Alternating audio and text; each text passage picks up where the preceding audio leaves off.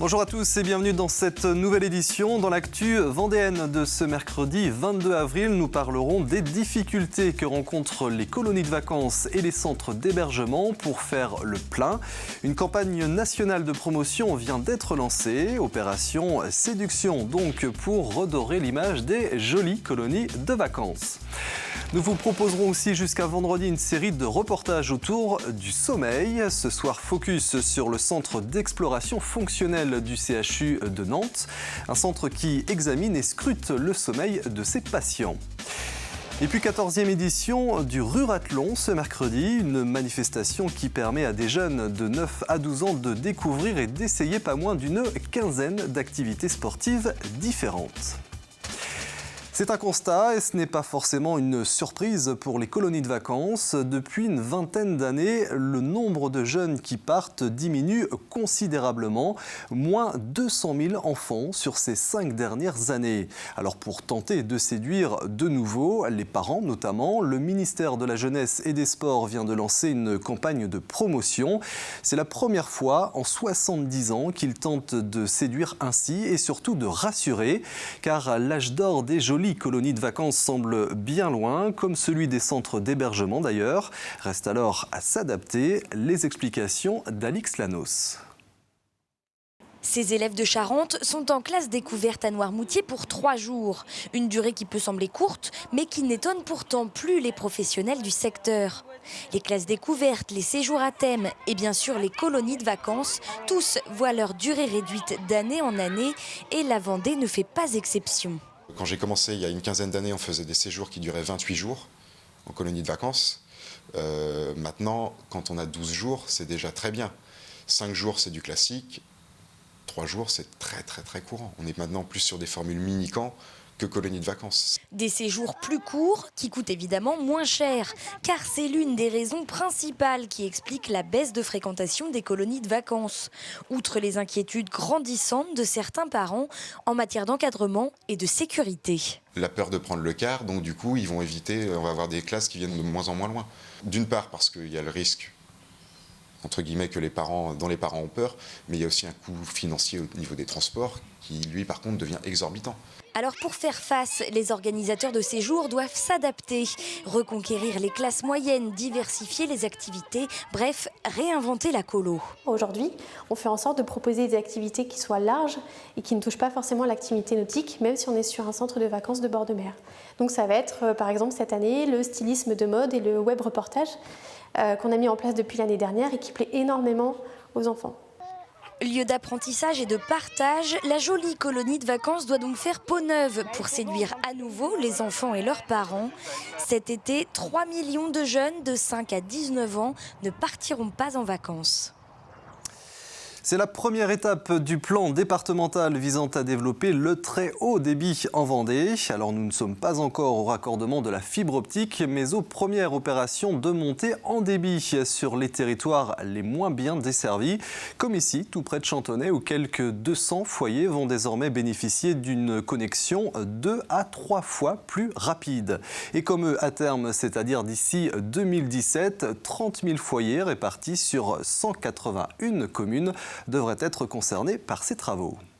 Dans le cadre donc du plan Vendée numérique, nous sommes ce matin sur le premier lieu de la montée en puissance donc, qui était prévue dans le cadre le premier étage de la fusée de notre plan. C'est-à-dire qu'on a une centaine de points qui seront boostés, si vous voulez, pour permettre d'avoir une puissance de l'ordre de 12 mégas au niveau des clients qui entourent ce sous-répartiteur.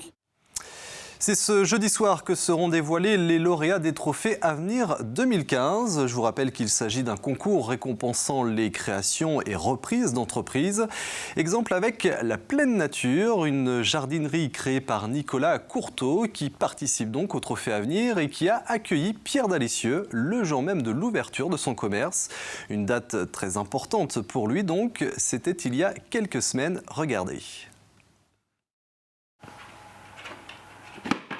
Ce mercredi matin 18 mars est un grand jour pour Nicolas. Ce jeune paysagiste ouvre son propre commerce dans quelques minutes et la pression commence à monter. Là, ça y est, c'est les derniers préparatifs. Donc avant l'ouverture, essayer que tout soit bien. Stressant ? C'est très stressant, ouais. C'est très stressant parce que voilà, c'est beaucoup d'investissement personnel et puis et disons que voilà, ça dure depuis assez longtemps. Donc maintenant, voilà, c'est les dernières minutes, voilà, c'est parti. Nicolas a tout fait lui-même, mis à part le bâtiment, tout a été imaginé et mis en place par ce jeune entrepreneur. Un investissement financier important, mais aussi et surtout beaucoup d'heures de travail. Le début des travaux a commencé le 4 novembre. Ouais. Voilà, on est le 18 mars, donc beaucoup de soirées week-end, beaucoup de temps passé pour pouvoir sortir, pour pouvoir ouvrir. Voilà, je voulais vraiment ouvrir pour le printemps, donc c'était important de vraiment mettre un coup. Et puis, Ton bébé, quoi. C'est mon bébé, voilà, c'est ça. À peine quelques minutes et c'est déjà le premier client qui arrive. L'heure donc du premier encaissement. Pas de doute, cette jardinerie est bel et bien ouverte. Ça fait bizarre. Ça fait vraiment bizarre. Donc 10-26 par carte, premier client. Donc content parce que voilà, c'est peut-être le début de quelque chose. Voilà. Le début d'une belle aventure. Nicolas continuera son activité de paysagiste en parallèle. Et si tout se passe bien, ce passionné de plantes a prévu de faire également pépiniériste. Mais chaque chose en son temps. Voilà, et puis nous aurons évidemment l'occasion de revenir sur le palmarès de la 4e édition des Trophées à venir dans une prochaine édition. Après l'économie, la santé à présent et tout d'abord une mise en garde pour les personnes sensibles au pollen. Avec l'arrivée des premières vraies chaleurs, les risques d'allergie sont élevés, notamment en Vendée. Vous le voyez sur cette carte. Des risques qui pourraient d'ailleurs continuer la semaine prochaine sur une période peut-être plus courte que d'habitude, mais avec des épisodes plus intenses. Je vous rappelle donc quelques conseils. Ne pas rouler les fenêtres ouvertes, ne pas faire sécher son linge dehors ou encore prendre une douche le soir pour éviter tout dépôt de pollen sur l'oreiller. L'oreiller justement et plus largement le sommeil. Parlons-en d'ailleurs. La rédaction de TV Vendée vous propose une série de reportages pour comprendre en quoi est-ce important de bien dormir, comment favoriser le sommeil ou encore qui consulter en cas de difficulté. Premier volet donc de cette série, c'est justement à cette question que l'on va répondre. Qui consulter ? Eh bien votre médecin généraliste tout d'abord qui pourra vous envoyer vers un centre spécialisé au CHU de Nantes par exemple qui dispose d'un centre d'exploration fonctionnel. Découverte de ce centre avec Alix Lanos. Une tendance à vous endormir un petit peu partout dans la journée. Depuis plusieurs mois maintenant, cette jeune femme a des problèmes de sommeil. Pas de maladie diagnostiquée par son généraliste. Il l'a donc envoyée au centre d'exploration fonctionnelle du CHU de Nantes pour voir un spécialiste du sommeil. Narcolepsie, hypersomnie, jambes sans repos. Ici, on recherche et on traite les pathologies lourdes du sommeil. Les gens qui ont de l'insomnie depuis très longtemps, ils peuvent avoir juste cette pathologie-là. Ils en ont parlé à leur médecin traitant qui leur a fait un courrier pour qu'ils soient vus en consultation. Mais nos délais sont très longs. Par contre, dans le cas d'autres maladies, souvent les gens ont vu leur généraliste et ils vont même avoir vu éventuellement un pneumologue ou un neurologue pour vérifier qu'il n'y a pas d'apnée du sommeil. Et s'ils n'en trouvent pas et que le patient est somnolent, le pneumologue va nous demander de faire des examens plus complets comme des enregistrements polysomnographiques comme la patiente qu'on voit là. Voilà, en position comme vous préférez pour vous endormir. Pendant 1 jour et 2 nuits, tous les mouvements pendant le sommeil de cette patiente vont être enregistrés grâce à des capteurs et filmés pour être ensuite analysés par le médecin. Sur le visage, il y a des électrodes des 2 côtés des yeux, ici, qui vont permettre de voir les mouvements oculaires pendant le sommeil.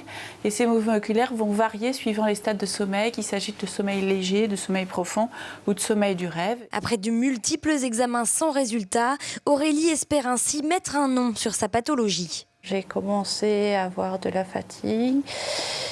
Je pensais que c'est parce que j'étais malade et finalement ça ne s'est jamais arrêté. Et plus ça allait, plus ça empirait. C'est pas facile à expliquer aux gens et de le faire comprendre surtout. Parce que pour eux, des fois, une fatigue, voilà, un beau coup de pied aux fesses et ça repart. Mais non, malheureusement, ça fait pas ça.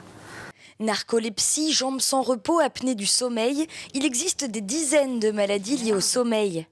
Loin d'avoir livré tous leurs secrets, elles sont ici épiées, analysées, disséquées pour tenter de mieux les comprendre et donc de mieux les traiter. Je vais mettre mes mains au cas où vous tomberiez. Fermez les yeux. Très bien, c'est parfait. Voilà, suite de notre série demain soir, nous verrons en quoi est-ce important de bien dormir et quels sont les dangers du manque de sommeil. Créez vous-même vos propres cartes postales, c'est ce qui est proposé actuellement à la maison de quartier de la Liberté, c'est à La Roche-sur-Yon. Sur 3 jours et avec l'aide d'un plasticien, les petits comme les grands artistes en herbe imaginent ainsi des créations originales qui s'inspirent de ce quartier. Des cartes postales réalisées grâce à différentes techniques, le collage, le pochoir ou encore le dessin. On a construit un projet d'action culturelle avec la maison de quartier de la Liberté autour du thème de l'écriture, de la lecture, des expressions. Donc il y a un certain nombre d'actions qui sont mises en place, dont cet atelier de création de cartes postales du quartier. Cartes postales qui seront ensuite proposées aux habitants lors de la fête du quartier le 29 mai. Donc les habitants du quartier pourront écrire au destinataire de leur choix une carte postale de leur quartier à partir de cet atelier d'aujourd'hui. 2 mots de sport à présent. Le premier pour vous signaler le doublé de Morgan-la-Gravière ce mardi lors de la 2e journée de la solo maître coq. Le skipper de Safran et ancien membre du team Vendée s'impose sur les 2 parcours côtiers et se classe 2e au classement général derrière Yann Eliès. Aujourd'hui, journée de repos pour les 39 engagés avant la longue régate au large dont le départ sera donné ce jeudi midi. Et puis l'autre info sport, c'est la date de la prochaine marathonnaise. La manifestation se déroulera le dimanche 10 mai et 2 épreuves sont au programme, la première de 12 et la seconde de 24 km. Des épreuves qui attirent près d'1 millier de participants chaque année, généralement des adeptes de course nature. On a des sites paysagers qui sont vraiment très très agréables en bord de rivière, très verts. Et puis on a aussi quelques passages avec des bâtiments qui sont quand même sympathiques, comme le Moulin de Rambourg ou le site du départ, donc le raz de la Vendée. Il faut savoir que c'est un parcours qui est roulant. Par contre, dès qu'on sort du lit de la rivière, il y a quelques passages un petit peu plus raides où on peut se faire plaisir avec les copains ou les copines. De la course à pied, il y en avait au programme du 14e Rurathlon qui s'est tenu aujourd'hui. Manifestation organisée chaque année dans une commune différente de Vendée, mais avec toujours le même objectif, celui de faire découvrir des sports par la pratique. Cette année, quelques 168 enfants âgés de 9 à 12 ans ont ainsi pu s'initier aux 15 activités sportives proposées. Samuel Grasset s'est joint à eux. Regardez. On y va, on tourne. C'est l'une des premières fois qu'ils s'assoient dans un fauteuil roulant. Alors avant de tester le handi-basket, ils doivent apprendre à maîtriser leur nouvel équipement sportif. Maintenant, vous changez de main. Après la démonstration, place à la pratique, car c'est le but de cette journée Rurathlon, prendre le ballon en main et s'initier à de nouveaux sports. Des fois, c'est difficile, parce qu'avec le fauteuil, avec le ballon, on n'y arrive pas trop. Et puis quand on shoot, ça va, mais on est un peu bas. Ouvrir les enfants aux différentes disciplines handisport, c'est l'un des objectifs de cette journée organisée par le comité départemental du sport en milieu rural et par le comité départemental des médaillés de la jeunesse et des sports. Les jeunes ont pu ainsi découvrir le handi-basket, le cécifoot ou la sarbacane et des sports originaux comme le kinball. Et le but du jeu, il y a un gros ballon et puis il y a une équipe qui tape dans le ballon et l'autre équipe doit la récupérer sans qu'elle touche par terre. Équitation, javelot, judo, badminton, au total une quinzaine de disciplines sont proposées au cours de cette journée de promotion du sport auprès des jeunes du monde rural. Le Rurathlon fait venir à eux des clubs et des disciplines qu'ils ne trouvent pas nécessairement à côté de chez eux. Donc c'est pour ça qu'on a choisi un peu des sports qu'ils ne connaissent pas. Le parcours cécité, le torball, le baseball, l'athlétisme, bon, c'est connu, mais il y a beaucoup de choses qu'ils découvrent. Si cette journée ne leur a pas donné envie de se mettre au sport, elle leur aura au moins donné le goût de la compétition. Et j'ajoute que l'année prochaine, le 15e Rurathlon pourrait se tenir dans le sud Vendée à Benay. Voilà, et puis avant de se quitter, un dernier mot du temps. Et le ciel devrait être assez changeant ce jeudi, notamment en après-midi. Quelques averses ne sont pas non plus à exclure. Le bulletin météo complet, c'est dans un instant avec Armel Pavageau. Et puis nous, on se retrouve demain soir pour un nouveau point sur l'actu vendéenne. D'ici là, je vous souhaite une très bonne soirée sur TV Vendée. À demain.